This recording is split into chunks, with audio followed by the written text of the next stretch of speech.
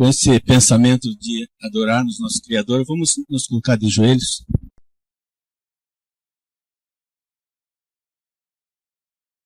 Querido Pai, que habita as alturas dos céus, e também no coração daqueles que te amam. Pai querido, aqui estamos na Tua presença, agradecido porque até aqui o Senhor tem nos ajudado, Pai. Pedimos perdão de nossas faltas e toda negligência, quem sabe, com certeza nesse dia algumas coisas nós fizemos errado, que o Senhor possa purificar nosso coração, para que possa estar limpo para nós ouvirmos a Tua voz, Pai, e não sermos somente ouvintes, mas praticantes daquilo que vamos ouvir do Teu Santo Espírito, Pai. Pai querido, o Senhor conhece nossa estrutura, somos pó, pessoas pecadoras e necessitamos cada momento do Teu amor, Pai. Pai querido, nesta noite também tem corações aqui, nossos amigos que estão e irmãos. Nós não sabemos o que foi que aconteceu nesse dia, para que o Senhor possa estar suprindo tudo aquilo que eles precisam no coração deles, Pai. Pai querido, também, pregador desta noite, pastor Marcos Tosta, que o Senhor possa derramar o Espírito Santo sobre os seus lábios, Pai. Que ele venha de encontro com tudo aquilo que tua igreja precisa. Nosso pedido também especial é derrama o Espírito Santo sobre o nosso coração, Pai.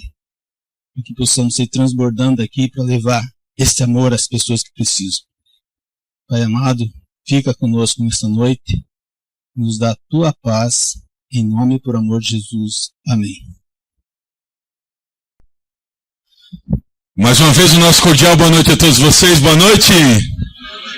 Como está o povo de Deus nessa quarta-feira? Oi. O pastor ontem falou um pouquinho sobre a Jerusalém, né? Contou um pouquinho que passou lá. Mas ele tem andado por outros lugares e eu conversei com ele. Se você ver hoje, não podia perder hoje, mas amanhã é imperdível, certo? Amanhã ele vai dar uma contadinha sobre a África. Como é que é a África?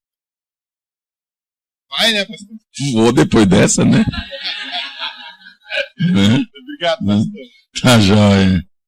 Mas tá bom, a gente dá uma pincelada amanhã nessa situação tão interessante. Fazem alguns anos que a gente tem trabalhado ali naquele local, uma vez por ano, e Deus realmente nos prepara grande surpresa. Amanhã eu dou uma pinceladazinha.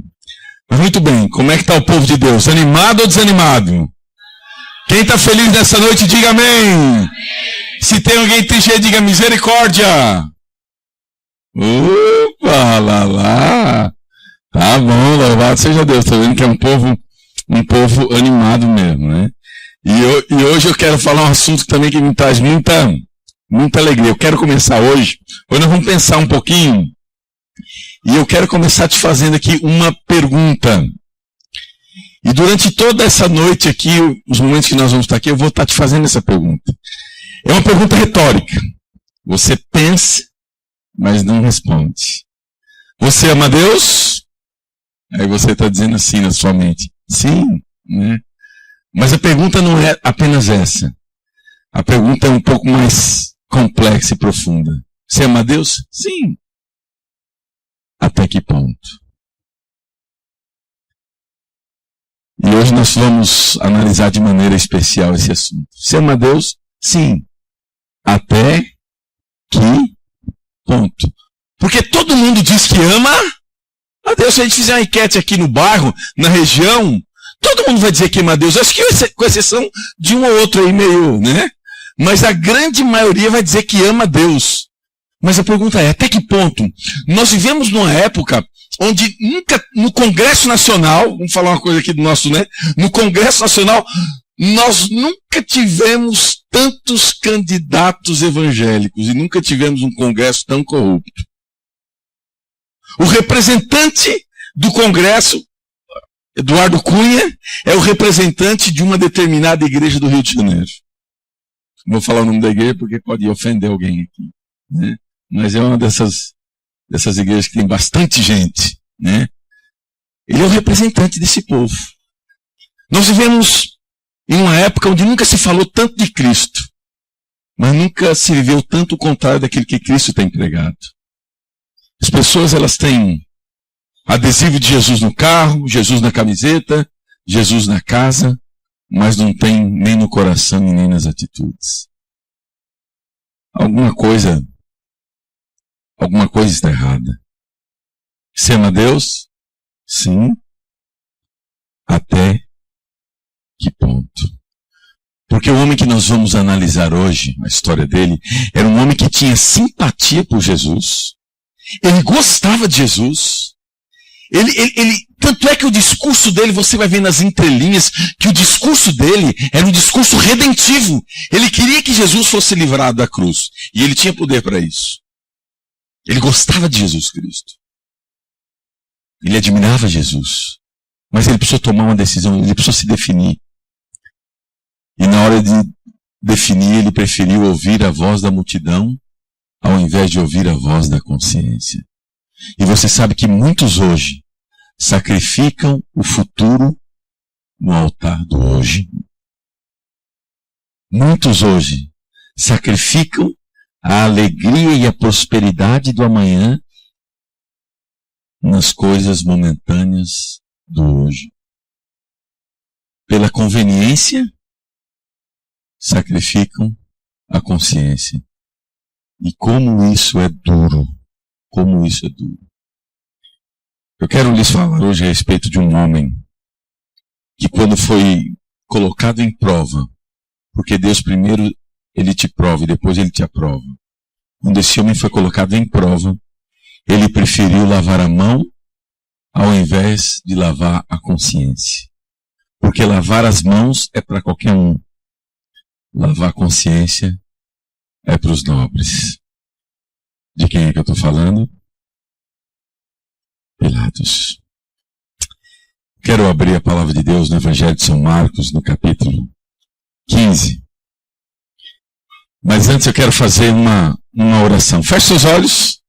Vamos pedir a bênção do Senhor neste momento. Evangelho de São Marcos, capítulo 15. Mas antes vamos orar. Senhor, nosso Deus e nosso amado Pai. Obrigado, Senhor Jesus, porque nessa noite estamos aqui como teus filhos para escutarmos, Senhor Jesus, tão somente a tua voz. Até porque a gente entende que a tua palavra é a tua voz e nós queremos ouvir a tua voz nessa noite. Fala, Senhor Jesus, à nossa consciência. Fala, Senhor Jesus, ao nosso coração. Fala a nossa vida, Pai, a fim de que a nossa vida possa ser uma extensão da sua vida, o nosso querer uma extensão do seu querer. E que nós possamos, Senhor Jesus, termos os olhos, as ações, as atitudes voltadas ao Senhor. Batiza teu povo nessa hora. Dá-nos, Senhor Jesus, a unção do Espírito Santo, que é Ele que nos muda, que nos transforma, que nos mostra um novo e bom caminho, nos ajuda a andar nele, nos levanta quando estamos caídos, nos socorre quando estamos em perigo, nos consola quando estamos em tristeza e nos leva a paz, quando muitas vezes a angústia quer cercar a nossa vida. Que esse Santo Espírito permeie o nosso coração e a nossa mente nessa hora. É o que nós pedimos e agradecemos. Por Jesus. Amém. Evangelho de São Marcos, capítulo 15. Vamos lá. Conhecer um pouquinho dessa história. Evangelho de São Marcos, capítulo 15. Quem achou, diga amém. Quem não achou, diga misericórdia. Oh, meu Pai, ajuda quem está perdido aí. Né? Vamos lá.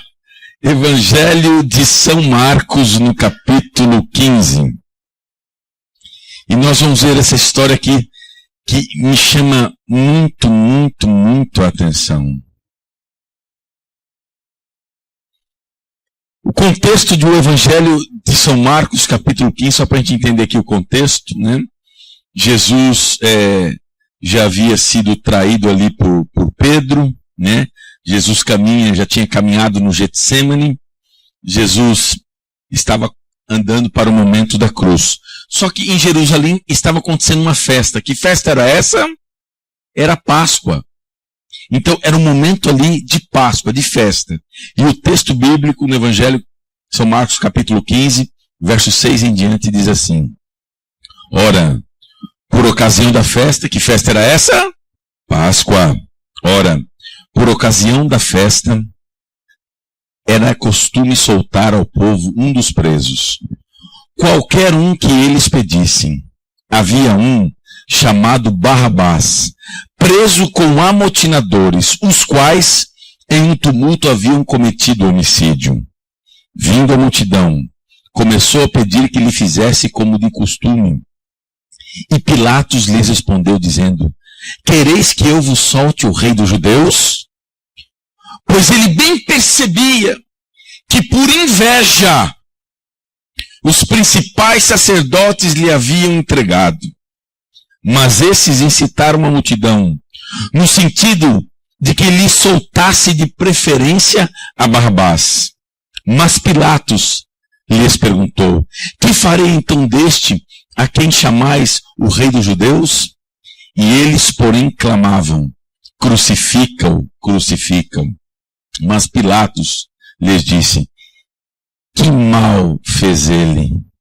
E eles gritavam cada vez mais: crucifica-o, crucifica-o.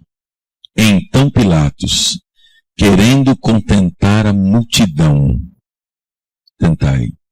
Então Pilatos, querendo contentar a multidão, soltou Barrabás e, após mandar açoitar a Jesus, o entregou para ser crucificado. Nós podemos tirar aqui algumas lições interessantes aqui desse texto. Primeiro, nós vemos aqui o povo de Jerusalém festejando a festa da Páscoa. Páscoa é uma palavra que tem a ver com passagem, né? Passagem, né? A passagem de uma situação para outra, a passagem ali pelo mar Vermelho, ou seja, o momento da Páscoa. Eles estavam ali festejando a Páscoa. E como nós bem vimos, existiam dois ali que estavam presos de maneira especial. Tinha mais, mas tinham dois que estavam na mente do povo. E os dois quem eram? Jesus e Barrabás. Olha que interessante. Um foi preso por matar. O outro preso por dar a vida. Um preso por ser um homicida. O outro preso por libertar as pessoas. Um preso por ser mau. O outro preso por ser bom. Um preso por ser santo. O outro preso por ser profano. Um acusado pela mentira. O outro acusado pela verdade. E esses dois homens estavam diante de uma grande multidão. E a palavra diz que era de costume, nesse período da Páscoa, da passagem, soltar um dos presos, qualquer um que o povo pedisse. E estavam ali, Jesus e Barrabás. Tenta imaginar os dois ali. Jesus já havia apanhado um bocado diante do povo, estava ali também Barrabás. Vindo a multidão, começou a pedir como lhe fizesse de costume. E Pilatos lhes respondeu dizendo: quereis que eu vos solte o rei dos judeus? Olha como o discurso de Pilatos, ele é um discurso redentivo. Ele olha para o povo conclama ali dois daqueles, Jesus e Barrabás. Esses dois vão diante do povo e aí Pilatos começa um discurso redentivo. Ele fala: olha, vocês querem que eu solte o rei dos judeus? Mas o povo não queria. O povo gritava: crucifica Jesus e solta Barrabás. Agora, em outubro, nós vamos ter eleições, né? E é muito comum no período de eleição, alguns falarem, né? Não, temos que escutar a voz do povo, porque a voz do povo é a voz. Você já escutou isso? A voz do povo é a voz de Deus. Meus queridos, quando o povo podia escolher entre Jesus Cristo e Barrabás, o que o povo escolheu? Barrabás. Muitas vezes a voz do povo não é a voz de Deus. Muitas vezes a voz da multidão não é a voz de Deus. Até porque a multidão é algo que não pensa. Eu confesso que eu tenho um pouquinho de fobia de multidão. E sempre converso com meus filhos a respeito dessa questão da multidão, porque as pessoas fazem na multidão aquilo que elas jamais fariam sozinhas. Porque a multidão não responde, então as pessoas se escondem atrás da multidão. As pessoas em multidão, elas não fazem aquilo que elas fariam sozinhas. As pessoas se escondem muitas vezes atrás de uma multidão. E existia ali uma multidão. E o livro Desejar Todas as Nações, no capítulo 77, e o História da Redenção, na página 237, diz que nesse momento que Jesus e Barrabás são colocados um do lado do outro, os próprios demônios se transfiguraram em seres humanos e gritavam: prende Jesus e solta Barrabás. E mais trágico ainda, muitos daqueles que no domingo aplaudiram Jesus quando ele entra triunfalmente em Jerusalém, em cima de um jeguinho, em cima de um jumentinho, muitos que aplaudiram ele no domingo, vaiaram na sexta-feira. É por isso que eu bato sempre nessa tecla com vocês. Não se exalte com os aplausos. E não se sinta humilhado com a vaia. Porque na vida, muita gente que te vaia hoje, muita gente que te aplaude hoje, poderá te vaiar amanhã. E quem te vaia hoje também poderá um dia te aplaudir. A gente não pode viver à mercê das circunstâncias, porque senão a gente vai ser sempre como folha ao vento, como pena ao vento. O vento vai para a direita, vou para a direita, o vento vai para a esquerda, vou para a esquerda, o vento sobe, eu subo, o vento... Não! A gente tem que andar acima disso. Acima de aplauso, acima de vaia, acima de todas e quaisquer situações. E eu só vivo desse jeito quando eu entendo quem eu sou e para onde eu vou. Quando eu entendo isso, eu começo a viver de maneira mais equilibrada. Eu sei quem sou e sei para onde vou. Mas prestem atenção no discurso redentivo de Pôncio Pilatos, que tinha simpatia por Jesus, como todo mundo diz que tem, que diz que gostava de Jesus, como todo mundo diz que gosta, mas ele precisou tomar uma decisão. E a palavra de Deus diz, no verso 10 agora: pois ele, Pilatos, bem percebia que por inveja os principais sacerdotes lhe haviam entregado. Pilatos, um romano, viu que Jesus ele foi entregue por inveja. Você sabe que a inveja é o pai de muitos males. A inveja é o pai de muitos pecados. A inveja destrói muitas vidas. Por inveja se faz guerra. Por inveja se dissolve famílias. Por inveja a contenda. Inveja é um negócio terrível, que muitas vezes pleiteia e ronda o coração de cada um de nós. E quando esse sentimento mal chega à nossa vida, a gente tem que cair diante do Senhor e falar: Senhor, repreenda. Porque eu não quero ter um coração invejoso. Porque todo invejoso é um infeliz. Porque o invejoso, ele não se contenta com aquilo que tem, mas ele é frustrado por aquilo que não tem. E na vida, sempre vai nos faltar alguma coisa. Porque não existem vidas completas. E a inveja, ela está sempre contemplando aquilo que não se tem. Eu já falei para vocês a respeito daqueles dois filósofos gregos, Pilatos e Aristóteles. Um era satisfeito por o pouco que tinha. O outro era insatisfeito pelo muito que tinha. Um satisfeito pelo pouco. Aristóteles, satisfeito pelo pouquinho que tinha. E outro, insatisfeito pelo muito que tinha. Tanto é que muitas vezes a pessoa tem uma paixão, uma coisa assim, a pessoa fala isso é uma paixão platônica, né? Porque Platão, né, ele sempre desejava aquilo que ele não podia, não tinha, e por isso ele era frustrado. Para Platão, o melhor cavalo era o cavalo que era do outro. A partir do momento que o cavalo se tornava dele, aquele cavalo deixou de ser bom. Por quê? Porque já era dele. O melhor cavalo da concessionária lá da Grécia, na época dele, né? Ele olhava lá aquele monte de cavalo, esse é o pangaré, esse é não sei o quê. E aí ele olhava lá um cavalo bonito e falava: esse cavalo é maravilhoso. Quando ele tirava o cavalo da concessionária e levava para a casa dele, para ele aquele cavalo deixava de ter valor e ele passava a admirar outro cavalo. Sabe por quê? Porque para ele, ele só gostava, só desejava aquilo que ele não tinha. E desejo geralmente é assim, a gente deseja aquilo que não tem, mas a gente se esquece de valorizar aquilo que a gente tem. Como é importante a gente valorizar aquilo que tem. A inveja tinha tomado conta do coração dos sacerdotes da época, porque os sacerdotes, eles eram formalistas, eles eram formais, e se tem uma coisa que eu detesto, é tal da formalidade. Porque a formalidade, ela está baseada num campo chamado hipocrisia, que é um campo muito profícuo no meio espiritual, eu já falei isso para vocês, porque no meio espiritual as pessoas às vezes querem mostrar aquilo que não são, e quem quer mostrar aquilo que não é cobrado aquilo que não tem, e isso é horrível. E se tratando de ser humano, não há super-herói. Todos nós somos fortes em algumas áreas da vida, mas somos fracos em outras áreas da vida.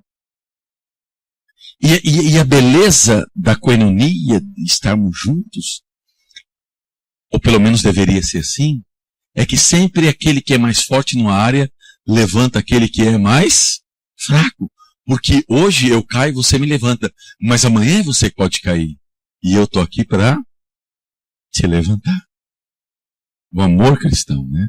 O amor que excede todos os pensamentos. O amor que é algo maravilhoso. O amor que é algo glorioso, como nós vimos ontem. O amor vale mais do que a própria vida. Porque numa situação de desespero as pessoas não ficam poupando a sua vida. Elas vão para cima para salvar os outros. Eu comecei a entender o amor de maneira muito especial quando tive meus filhos, quando comecei a lidar com as pessoas. E há um tempo atrás, quando eu era pastor na cidade de Campo Largo, e eu lembro que o pastor Mário era pastor nessa época, em Ponta Grossa, e nós nos encontramos uma vez, você lembra? Naquele fim de mundo chamado Conceição do São Silvestre, né? Eu saía de Campo Largo e rodava 72 quilômetros de estrada de chão para chegar lá no Conceição do São Silvestre. De Ponta Grossa ali dava quantos quilômetros, Mário? 50, né?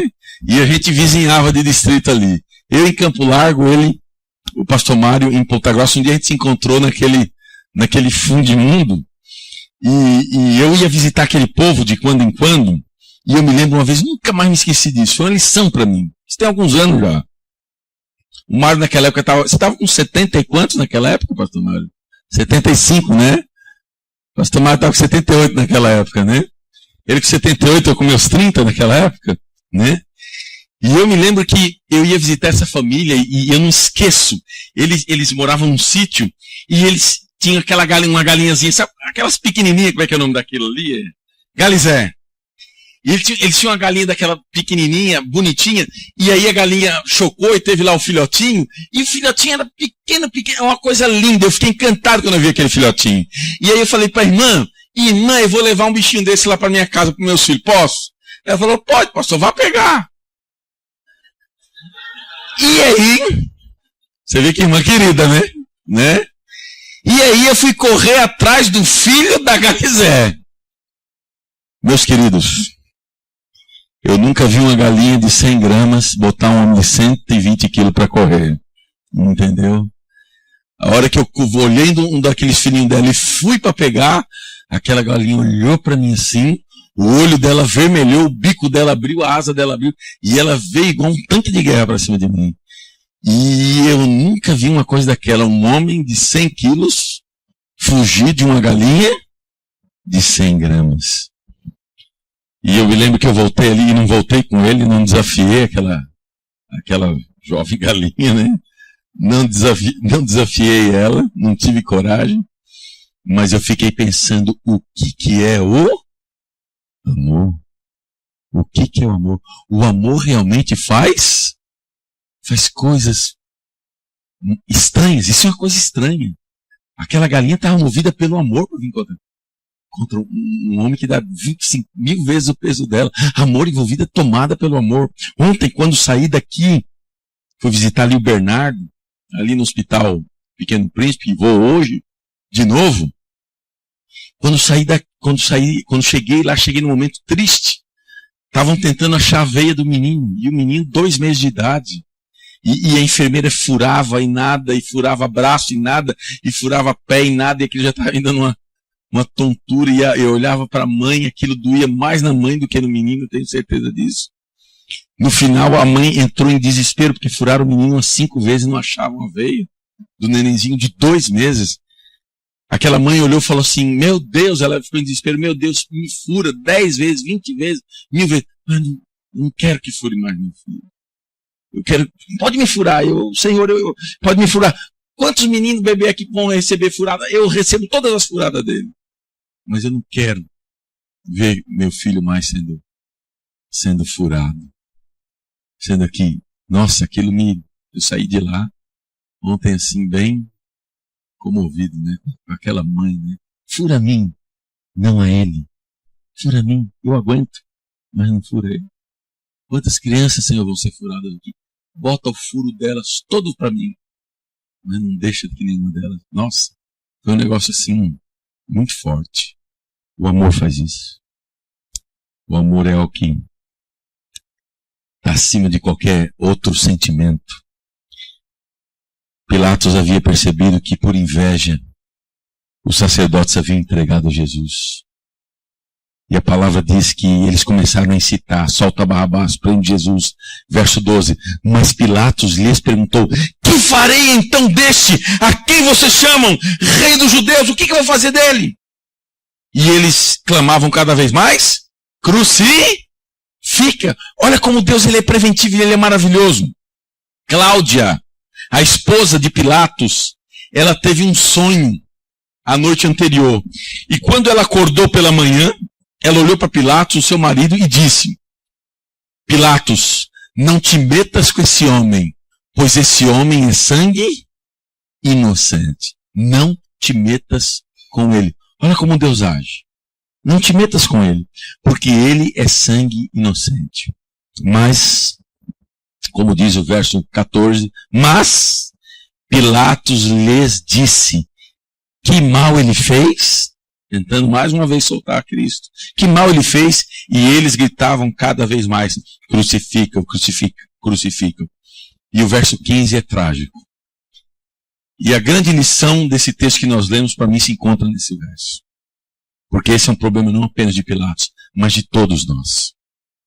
O verso 15 diz, então Pilatos, querendo contentar a multidão, soltou Barrabás e mandou açoitar e crucificar Jesus. Você ama Deus? Sim. Até que ponto? Por que essa pergunta?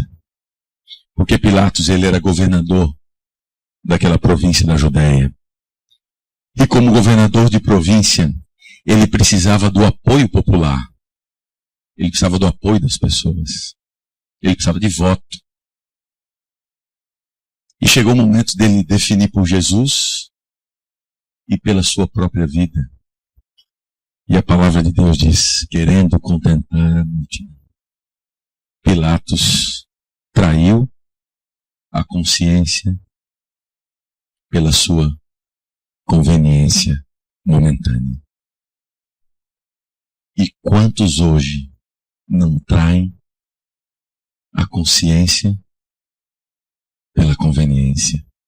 Quantos hoje não traem? Esaú traiu a sua consciência por um prato de lentilhas. Judas traiu a sua consciência por 30 moedas de prata. Nem de ouro não era, nem de ouro não. Demas traiu a Jesus pelas luzes do mundo. Balaão traiu a consciência, até uma mula Deus usou para divertir Balaão. E por isso, quando Deus te usar, não fique orgulhoso. Porque se Deus precisar, ele usa uma mula. Então, eu acho que todo orgulhoso, ele é louco. Né? Olha, se Deus botar uma palavra na mula, a mula vai falar melhor do que você. Entendeu? Então, não fique orgulhoso nunca, porque Deus, se precisar dar um recado para alguém, ele usa nem que seja uma usou uma mula para dar um recado para Balaão, mas não adiantou, porque o coração de Balaão estava totalmente corrompido e ele traiu também a sua consciência pela sua conveniência. Esses dias, tempo atrás, ano passado, meu filho foi fazer uma prova e na prova pediram para ele falar sobre a teoria da evolução e ele sabia que ia cair essa prova. Ele falou: pai, o que eu faço? Eu falei: não, faz. Você acredita nisso? Ele falou: não acredito. Então bota lá o que o professor quer para você passar de ano e tal, né? Te vira aí, né? E aí ele colocou tudo aquilo que o professor havia pedido e no final, na folha das costas, ele falou: mas eu creio assim. Ele colocou tudo que ele, né, havia tudo aquilo que ele cria, né? E foi muito interessante porque depois o professor chamou ele para dizer para ele o seguinte: Tiago,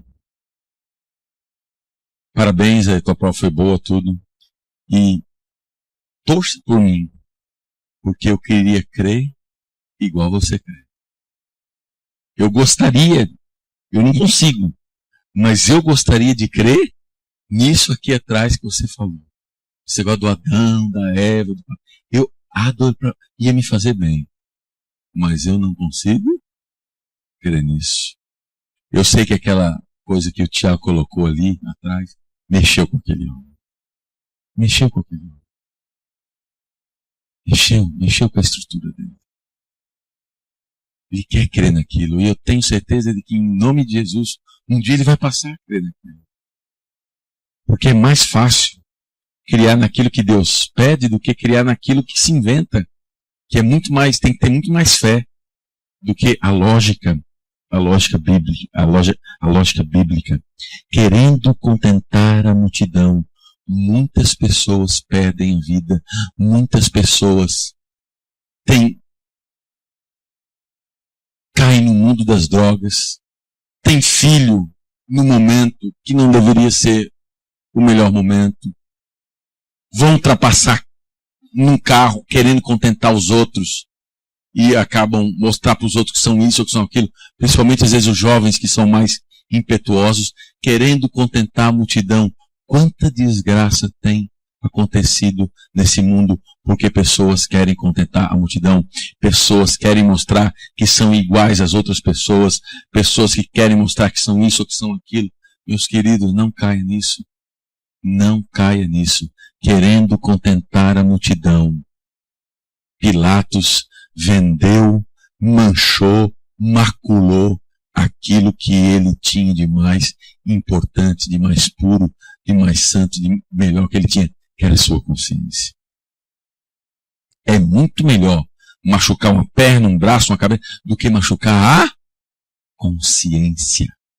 Consciência, mente. O local onde a gente se comunica com Deus, mente. Não tem ralo e nem escapamento, que entra, fica. É por isso que a gente deve cuidar da nossa consciência, cuidar da nossa mente, cuidar daquilo que tão somente nós somos. Você sabe como foi o fim de Pilatos? A Bíblia não fala, o Espírito de Profecia também não, mas existe um livro de um historiador chamado Flávio Joséfos, que é da época de Jesus. E ali diz que Pilatos, ele tentou tanto se manter no poder, no governo, ali de Jerusalém, tentou, mas quando Jesus foi morto e ressuscitou, houve um grande impasse político ali, ele acabou sendo deportado de volta para Roma, e ele foi para Roma, e em Roma ele morreu correndo completamente nu pelas ruas da cidade. Pilatos ficou louco. Nunca se perdoou. Fez tanto, quis tanto segurar uma situação humana e acabou ficando louco, querendo contentar a multidão. Quantas pessoas às vezes não traem a Cristo para querer contentar a multidão, ou contentar a si mesmo. Eu quero, nessa noite, de maneira especial, terminar mostrando para você uma foto de dois rapazes. E interessante que como cada um desses rapazes, eles lidaram com a frustração. Pilatos não soube lidar com a frustração. Judas não soube lidar com frustração. E a gente tem que aprender na vida, tem que aprender. Se você não aprendeu, se não aprendeu, vamos pedir para Deus, meu Deus, me ajude a lidar com frustração. Porque frustração faz parte da vida. Frustração, sempre as teremos. Em alguma área da vida a gente vai ter alguma frustração. Às vezes vai ter frustração no casamento, às vezes vai ter uma frustração com a esposa, com o marido, uma frustração financeira, uma frustração na questão física, na questão de trabalho. Frustração faz parte da vida. Não adianta que vida sem frustração não é vida. É pelo contrário. Baden-Powell, um filósofo inglês, ele tem uma frase que eu gosto muito, ele diz assim: muitas pessoas devem a grandeza de suas vidas devido às frustrações que tiveram que enfrentar. Frustração sempre teremos. Elas fazem parte da vida. E elas fazem parte, muitas vezes, do nosso crescimento. Quantos de nós não estamos aqui hoje? Porque em algum momento da vida passamos pelo mar da frustração. A questão não é ter frustração ou não, porque frustração a gente sempre vai ter. A questão é, como que eu lido com a frustração? Esses Judas, Esaú, Demas, Balaão, próprio Pilatos, eles se enterraram na vida.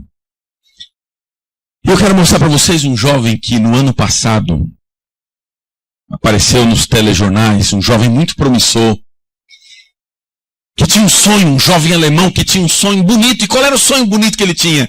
Era ser o piloto oficial, o capitão oficial da maior companhia aérea da Europa chamada Lufthansa, uma companhia alemã. E o sonho de Andreas Lubitz era ser piloto, comandante e capitão dessa empresa. Ele era apenas o copiloto.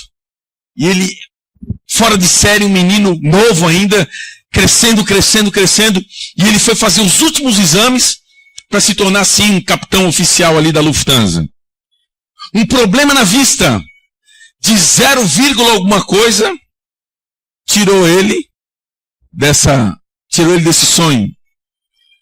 0, alguma coisa tirou ele desse sonho. Ele, como copiloto, agora frustrado, porque jamais poderia ser um piloto capitão, viajando pelos montes suíços, o capitão sai digamos assim, no cockpit ali do avião, vai no banheiro, vai em alguma situação, ele se tranca, pega o avião, mergulhado na sua frustração, conduz o avião para as montanhas, tira a sua própria vida e a vida de 293 pessoas. 293 pessoas. Por quê? Porque não soube lidar com uma frustração.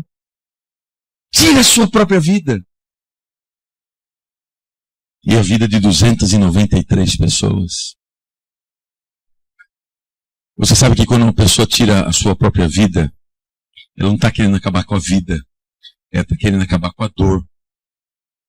Só que como ela não sabe acabar com a dor, ela acaba acabando com a sua própria vida.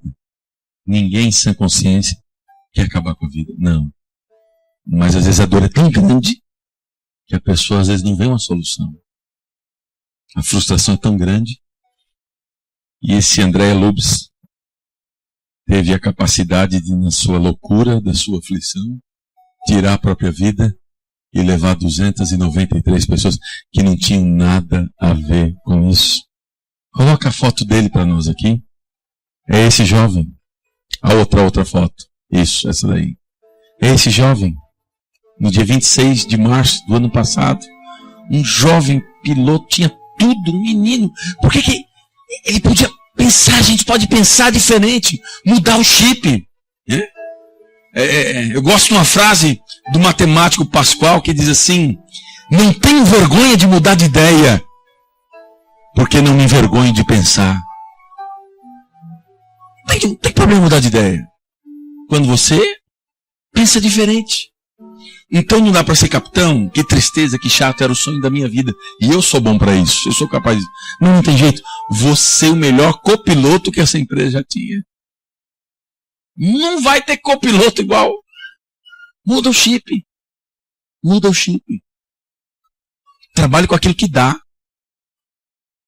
Mas não, na frustração se mata e leva 290 e tantas pessoas no final de suas vidas por uma frustração que era dele e não do outro. Mas como a desgraça gosta de companhia, e você sabe disso, o diabo, ele é um desgraçado. Ele sabe que ele é um perdido, ele é um derrotado. O diabo é um derrotado. Amém? Um derrotado, um frustrado. Ele sabe disso. Só que a desgraça gosta de companhia. Ele na sua mente fala, eu vou, mas eu vou levar muita gente comigo. Porque a desgraça gosta de companhia. Eu me lembro, há muitos anos atrás, eu era menino, com o advento ali da AIDS, do HIV, eu lembro de uma moça, era paciente ali do meu pai, e quando ela contraiu essa doença, hoje, graças a Deus, se contorna isso muito bem, as pessoas vivem legal, louvado seja Deus por isso. Mas naquela época, 20, 25 anos, 30 anos, a coisa era diferente. A pessoa morria. E essa jovem pegou essa doença. E antes de ela morrer, ela entregou uma carta para o meu pai, que cuidava dela. E ela disse, doutor, quando eu morrer, eu só li essa carta, mas só quando eu morrer. E ele pegou aquela carta e, obviamente, guardou ali aquilo que a mulher havia pedido, a moça havia pedido. E quando ela morreu, ele pegou a carta dela. E quando ele foi ler a carta dela, ela tinha colocado ali o nome de um monte de homem que ela havia saído. Homem casado, homem solteiro, homem velho, homem novo.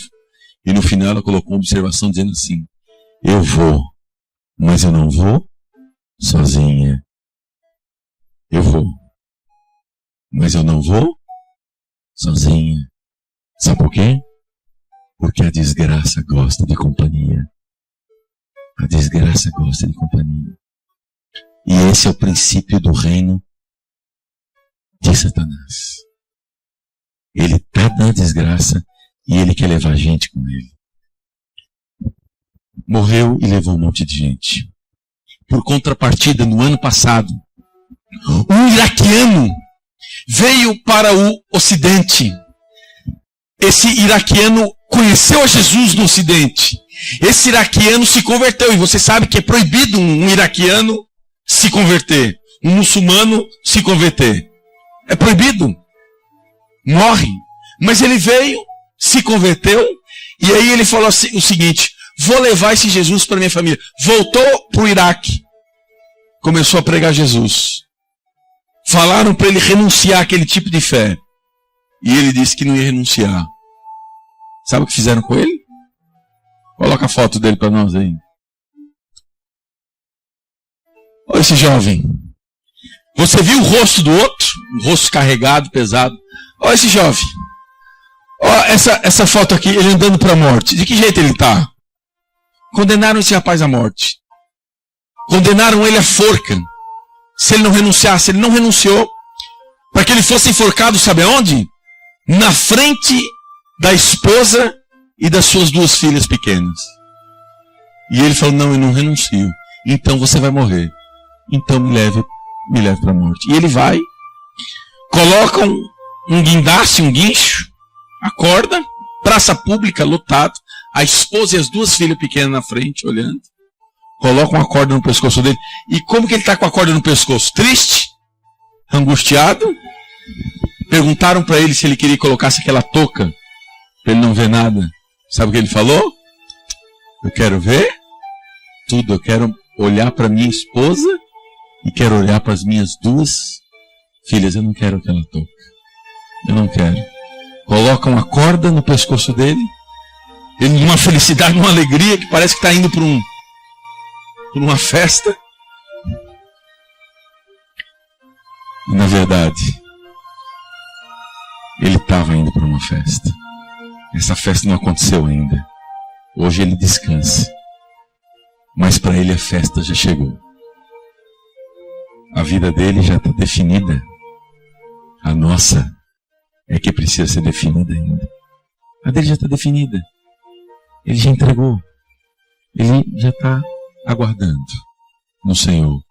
Colocam a corda nele, fazem ele subir uma escada, praça pública, ele sobe essa escada, e depois vem um indivíduo aqui, tira a escada dos seus pés, e ele aqui é morto diante da esposa, das suas 2 filhas pequenas, uma de 4, uma de 2 anos, e diante de uma grande multidão.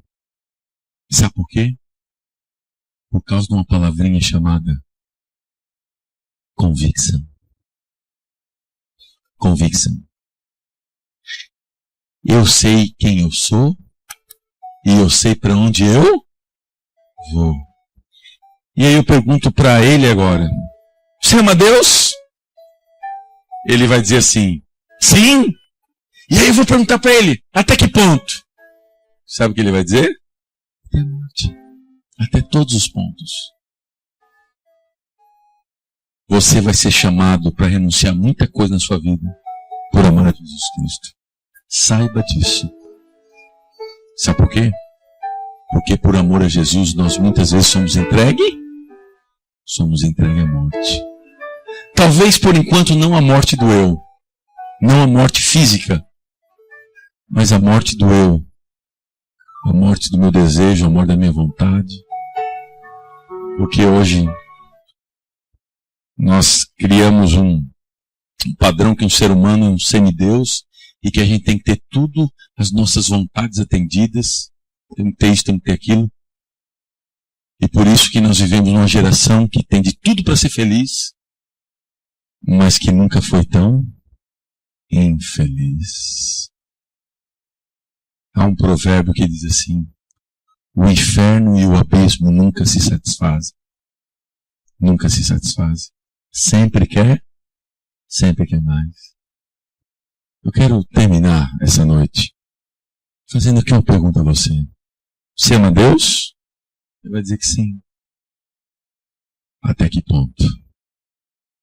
Até que ponto? Até que ponto? Eu quero orar com você hoje. Você já entregou a sua vida ao Senhor? Você tem morrido para o seu eu a cada dia? Você tem sido um ser humano melhor depois que você aceitou a Jesus? Você tem sido uma pessoa mais pacienciosa, mais bondosa, mais compreensiva, mais paciente, mais calma? Depois que Jesus entrou na tua vida, Ele tem feito uma reforma. Já parou para pensar isso? Que a gente pensa muito no hoje, né? No trabalho, na casa, no pão, no carro, na família. A gente não para pensar nas questões mais profundas da alma. Você já parou para pensar? Se hoje fosse o seu último dia, de que lado você estaria? Já parou para pensar? Porque Jesus, Ele perdoa pecado, mas não perdoa desculpa. Não é isso, Bolinha? Eu aprendi isso com você. Filósofo Bolinha. Jesus perdoa pecado e não desculpa. Se hoje fosse o teu último dia, de que lado você estaria? Porque todos nós um dia vamos ter que prestar contas a alguém. Todos nós um dia vamos comparecer diante de um bondoso e amoroso juiz, mas vamos comparecer. E a pergunta é: ele vai ter pecado para limpar? Ou vai ter desculpa para escutar? Eu quero orar com você hoje. Quero pedir a bênção de Deus na sua vida. Quero chamar aqui o nosso amigo. Ele vai louvar o Senhor. E olha para esse rapaz. Eu acho essa foto dele sorrindo ali, eu tenho vontade de fazer um quadro. Porque o indivíduo diante da morte, na frente de uma filha, de 2 filhas e de uma esposa, está com uma aparência de paz desse jeito. Tem alguma coisa diferente na vida desse rapaz. Diferente da outra foto, coloca outra foto. Olha o que tinha tudo, alemão, europeu, tinha de tudo, boa família. Bem que, olha o jeito. Tribulado, entendeu? Tribulado. Porque vive para si. Porque pensa que a vida é só para agradar a si mesmo.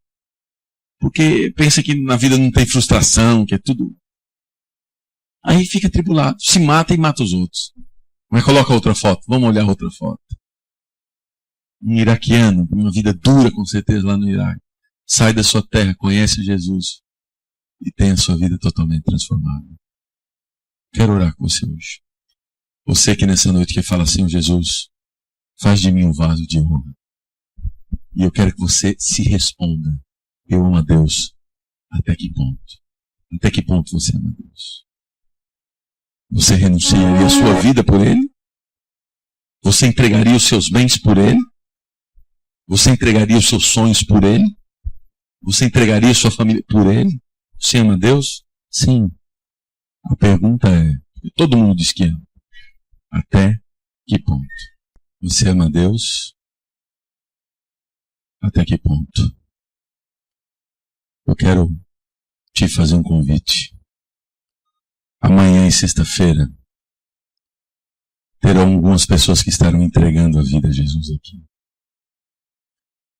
Você está aqui e ainda não entregou a sua vida a Ele. Ainda não nasceu de novo. Eu queria que você pensasse nesse assunto. Porque desse assunto depende a tua eternidade. Desse assunto depende aonde, que lado da história você quer estar. E a gente define aqui, Jesus é um doce cavalheiro que faz um convite a você. E esse convite, ele não obriga ninguém, mas ele convida todos. Em Apocalipse há um verso que eu gosto muito, onde o próprio Cristo diz, eis que eu estou à porta e bato. Se você ouvir a minha voz e abrir a porta, eu vou entrar na tua casa, eu vou entrar na tua vida, eu vou entrar na tua história e eu vou fazer de você uma pessoa bem melhor. Nunca cobre do futuro as mudanças que você não tiver coragem de fazer no presente. A gente tem resultado diferente. A gente tem que tomar decisões diferentes. Chegou o teu momento. É o momento de você entregar a sua vida a Jesus. Feche seus olhos. Vamos orar. Pai, mais uma vez nós entregamos a nossa vida em tuas mãos. Entendemos que nessa terra nós vivemos em um grande conflito. Um Deus maravilhoso nos convidando para um lado e um inimigo indiferente nos convidando para outro lado. Até porque a desgraça gosta de companhia. E o Senhor está, durante essas noites, fazendo aqui um convite. Um convite à entrega, à aceitação, a uma novidade de vida, a um recomeço, a um recomeçar, uma reconsagração de vida, um novo momento, uma nova história. Pai, aqueles que já entregaram a vida ao Senhor, que o Senhor continue os abençoando e que eles façam essa entrega diariamente. Porque a nossa vitória, ela é alcançada de dia a dia. Mas existem algumas pessoas aqui entre nós que ainda nem começaram essa caminhada. Antes de caminhar, elas precisam nascer. Existem pessoas aqui que precisam nascer no seu reino. Que o Senhor ajude a esse teu filho, a essa tua filha, a que possa tomar a decisão de nascer e renascer em Cristo Jesus. E se por algum motivo existe alguém aqui nessa noite com o coração ferido por alguma frustração, por alguma angústia, por algum sonho não realizado, por alguma dor, por alguma perda, Pai, derrama teu azeite sobre nossas feridas e restitui em nós a tua salvação, porque só o Senhor é Deus. Dá-nos a todos a tua unção, dá-nos a todos a tua bênção, o teu perdão e a tua paz. Por Jesus. Amém. E antes de você sair, dê um abraço na pessoa que está ao seu lado. E diga a ela assim: Deus tem um plano na tua vida.